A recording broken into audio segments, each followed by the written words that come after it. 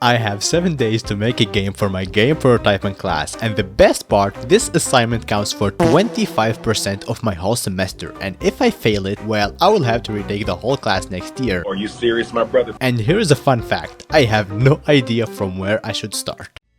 It all began when my prototyping teacher casually dropped the final assignment. Make a fully playable, fun game with no weird bugs. Sounds doable, right? Except that was 3 weeks ago. And instead of starting, I joined the game jam instead, which I totally made a whole video about. I would love to see you there after this one. Long story short, I procrastinated and I prioritized my other projects. And now I've got 1 week left to make an entire game and save my grade. So without wasting any more time, I jumped into brainstorming the game concept. To be fair, the teacher did suggest we could just make a Vampire Survivors clone if we had no inspiration. But of course, I wanted to come up with my own idea, so here is the concept. You play as a mechanical spider on Mars, defending your land from waves of human colonizers spawning from their rockets. It's a top-down shooter, roguelike with upgradables between rounds, and obviously, since I'm the one behind it, it's going to be very difficult. You're welcome. Setting the game on Mars was actually inspired by some books I've read, The Martian and The Martian Chronicles. So after getting the validation from my teacher, it was finally time to actually make the game. I started off by modeling the spider, and listen here, if it doesn't exactly look like a spider, that's just too bad, because I didn't have the guts to stare at spider photos for reference, so I just imagined what a spider might look like and rolled with it. I rigged it up, gave it a basic idle and walk animation, and called it a day. In Unity, I started by coding a basic movement system for the spider. Pretty simple stuff. It constantly rotates on the yaw axis to look at the cursor. Then I added my first enemy, a bean. Yes, it's a placeholder for now, but honestly, it does the job. Using Unity's nav mesh system, I made the bean chase the spider while avoiding obstacles, and it stops at a certain distance. At first, the bean was raycasting all the time to detect the player, which is a very terrible for performance, especially when you've got an army of angry beans on the screen chasing you. Plus, the raycast could see through walls like Sam Fisher, so I built a smarter AI system. Here is how it works. When the spider is far away, let's say beyond the distance X, the bean just follows using pathfinding, no raycast. Once it gets closer, meaning less than or equal to X, the raycast kicks in. If the raycast hits something other than the spider, like a wall for example, the bean keeps moving until it has line of sight. But if the raycast sees the player right away, boom, the bean stops there and starts shooting. Well, I haven't gotten around to giving the beans the ability to shoot back yet. You can say they are still in pacifist mode, but I did add shooting for the player. I used object pooling to handle the bullets because performance is key, especially since this game is going to run in a browser and I don't want it melting my teacher's laptop. Once that was in place, things really started to feel like a game. I bumped up the number of beans in the scene and suddenly I started to panic seeing them all coming towards me like that. I also added a simple UI with bullet icons so you can keep track of your ammo, and yes, you can reload.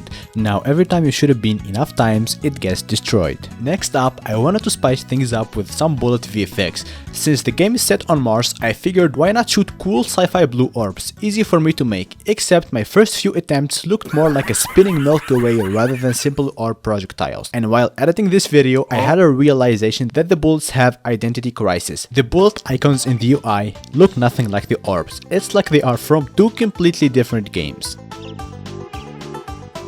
For the UI, I wanted to let the player know when they're reloading, so I added a little spinning icon under the spider. I also threw in a health bar for the player, and since I was in a generous mood, I gave the beans their own health bars too. Oh, and I gave the spider a weapon to hold, which made me realize something very important. This whole time, the spider didn't even have a texture, so I slapped a nice orange color on it, and finally I added this laser line which I made using a line renderer component in Unity. But for now, every time I reload, the line stays there, but I will fix that later. I also wanted the enemies to stop being so polite and actually shoot back.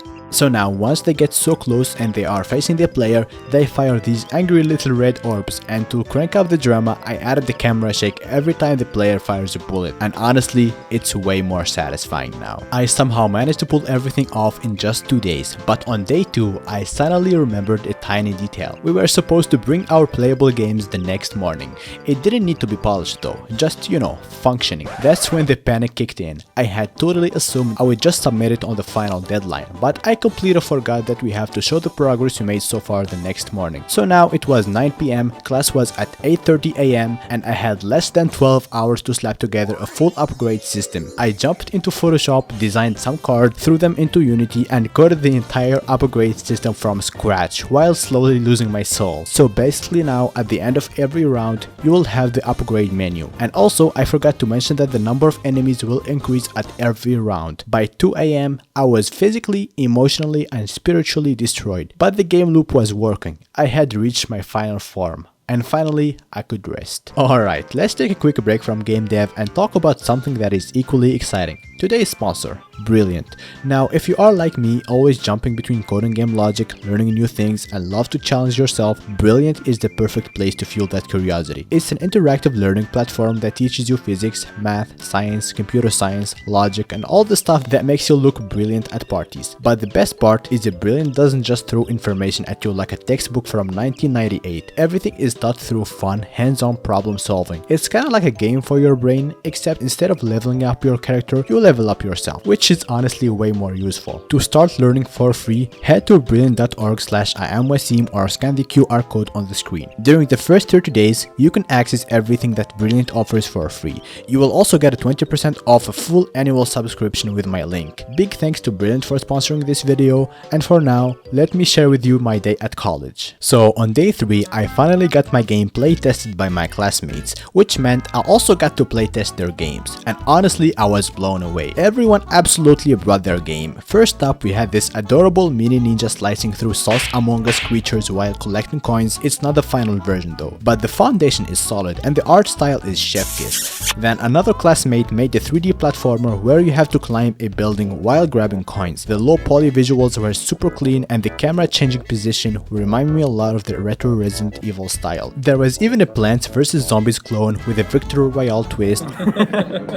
Yeah, seriously. And few others took the Vampire Survivors formula and remixed it with their own unique visuals and ideas. Overall, day 3 was a nice break from endless coding and spider rigging. The next 4 days were full on polish mode. I finally replaced the beans with actual human astronauts, gave them weapons, slapped some textures on, rigged them up, and dropped them into the game. Down here, you can see a wave timer counting down until the next human invasion, and up here, a round counter that tracks your survival. If you make it through 10 rounds, you will get a glorious victory screen declaring that you saved Mars from human colonizers. If you die, well, the game politely informs you that human colonized Mars. To wrap it all up, I sprinkled in some sound effects for shooting, for reloading, and this really satisfying sound when you are hovering and clicking cards. Oh, and I threw in a 5 seconds music loop that plays on repeat. And now I will let you enjoy some juicy gameplay footage. If you wanna experience the game, it's live on itch.io. You can play it for free right in your browser. If you enjoyed the video or the game, or just want to support a sleep-deprived game dev, give it a thumbs up and consider subscribing. It helps me more than you think, trust me. With that being said, I will see you in my next project.